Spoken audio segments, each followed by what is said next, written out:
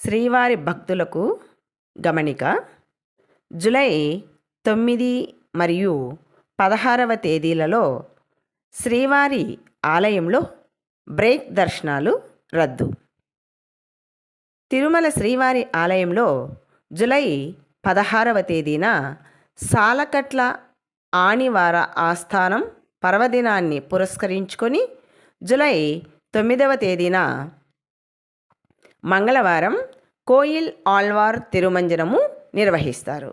ఈ నేపథ్యంలో జూలై 9వ తేదీ మరియు 16వ తేదీన బ్రేక్ దర్శనాలను టీటీడీ రద్దు చేసింది. ఈ కారణంగా జూలై 8 మరియు 15వ తేదీలలో సిఫారసు లేఖలు స్వీకరించబడవు. ఈ విషయాన్ని భక్తులు గమనించాలని కోరడమైనది. ఓం నమో వెంకటేశాయ.